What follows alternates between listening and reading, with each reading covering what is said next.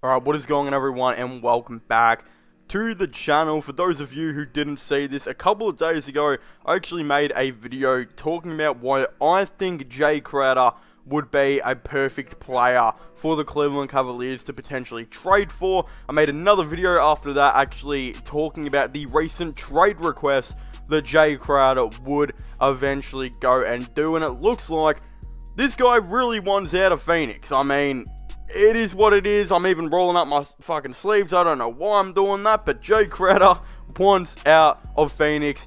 He really wants it. It seems like everything's going wrong at Phoenix. Like, DeAndre Ayton reportedly hasn't spoken to his coach since like the last game of the season, which is absolutely crazy. But there's a report going around right now that says that the Cavaliers are interested in trading for Jae Crowder. Again, this is being reported by multiple different dudes. As I said in my last video, I actually think Jae Crowder would be a perfect player for the Cavaliers to bring in. And before I get into that, I'd like to talk about kind of a couple of the comments that I got in the last video talking about this, because a lot of people kind of disagreed with me, and a couple ones where he's just too old, and I really hate that argument. I don't see why his age really matters a whole lot, because people aren't saying he's too old because he's regressing at all. They're just saying he's too old because he doesn't fit kind of the age of the group that we're going into next season with. But what's really weird about that is it's not like we don't have players his age or even older that's already on the Cavaliers team. Look at Ricky Rubio and Kevin Love. Do you think they're 26 years old? No. I'm pretty sure both of them above like 32 or something like that now. The thing is, it's not a bad thing to have a veteran. We still got so much youth on this team right now. Why not bring in a dude like Jae Crowder? Then a couple of the other people said that Jae Crowder and kind of his personality wouldn't necessarily fit in with the dudes we have in Cleveland right now, but I also disagree with that. It seems like Jae Crowder is one of those guys who acts like, you know, kind of how we describe the Cleveland players, like that dog mentality that a lot of the players run around with. Why Jae Crowder has a similar thing to that? I don't really see that one as well. I think there's a lot of things pointing in Jae Crowder being a very good player for this Cleveland Cavaliers team, much more than the negatives. So first of all, looking to the positives now, straight up, Jae Crowder is a 6'6", 6'7" dude that the Cleveland Cavaliers can bring in. Can guard the 2 to the 4. Very good perimeter defender. A pretty underrated interior defender as well. A very good perimeter shooter, and kind of ticks a lot of the boxes that the Cleveland Cavaliers need. First of all, there's only a couple of boxes that the Cavs need to tick now. One of them being, I think they need a dude who can guard those taller type of forwards like a LeBron, a Giannis, a Tobias Harris type of player. Those dudes who are like 6'9" to 6'10", that can really take advantage of those smaller type of small forwards, and again, usually capitalize having a smaller player on them, and again, eventually build their game off that. Because right now, I don't see Isaac Okoro, you know, being, I think, the solution at small forward. He's only 6'5" and really struggles to play against taller opponents. Again, Jae Crowder's only an inch or 2 taller, but the difference is Jae Crowder, for some reason, seems to be able to do a lot better on those taller type of players. In fact, for the last couple of seasons, Jae Crowder has actually played power forward, which is a position, I believe, that has the average height of like 6'9", and then you look at Jae Crowder and he's 6'6", 6'7". So, Jae Crowder obviously has the ability and has proven that he can guard on those taller players, which straight away ticks the box of a major need that the Cleveland Cavaliers want. The other thing is maybe more perimeter defense the Cavaliers might also need, because when you look at it like this, their starting 5 has all the interior defense, but with Darius Garland and, you know, a Donovan Mitchell as your guards, you're going to lack sometimes on the perimeter type of end, and you don't want a dude like Isaac Okoro necessarily starting at the small forward, who already gives up high and will struggle against the taller players, not only in the interior, but on the perimeter. A player like Isaac Okoro, he just can't close out against those Durants and those LeBron type of players, etc., etc., but a dude like Jae Crowder definitely can, and I think it will add a lot to the team.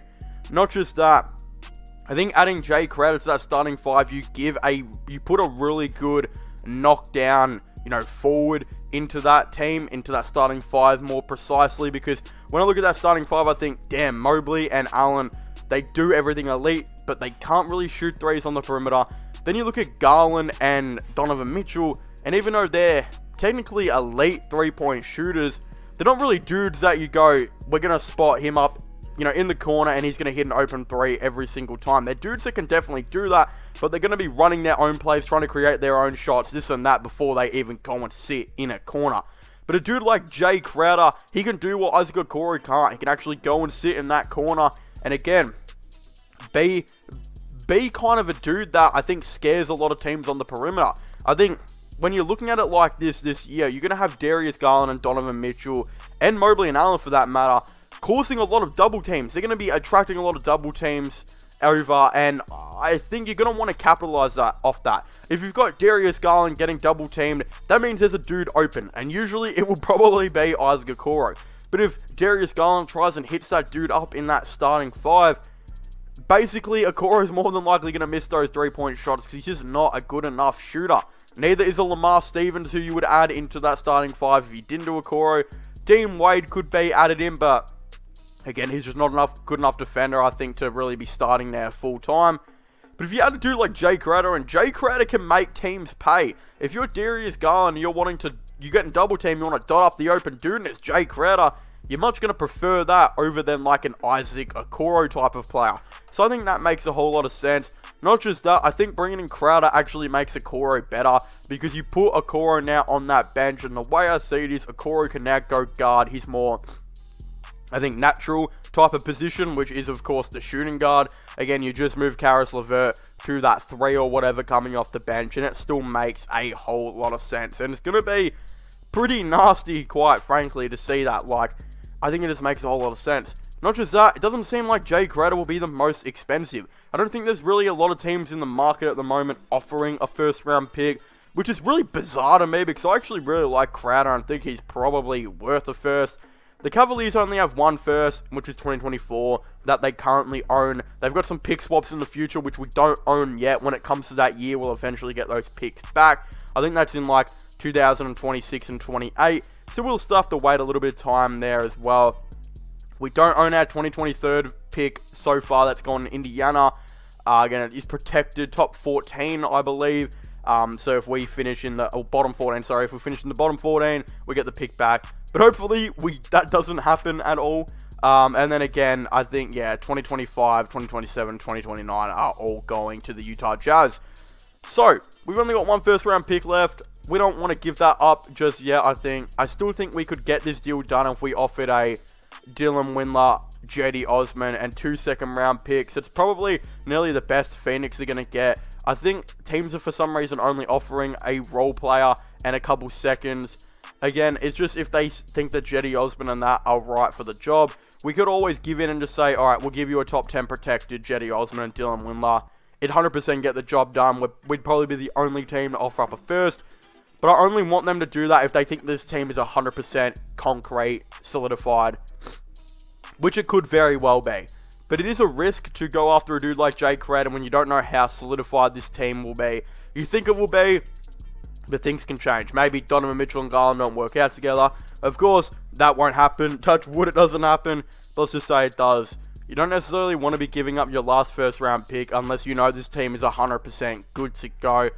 And you could always get to the trade deadline and be like, yep, we think this team's good to go. We want to give up a first for a dude like Jae Crowder then, and it will work out. Again, it probably won't be Jae Crowder, but it always makes sense to maybe wait a little bit. But again, if they think this team is in concrete, which I think they do, then maybe going after a dude like Jae Crowder would be a very good idea. But of course, if you haven't already, please make sure to leave a like and subscribe to the channel for all latest NBA content, NBA news. Don't forget to comment your thoughts and opinions down below. Do you guys think the Cleveland Cavaliers should, of course, try and get Jae Crowder? Of course, I would definitely like to know. But as I was saying, please make sure to leave a like, subscribe, and comment. And I'll see you guys next time. Goodbye.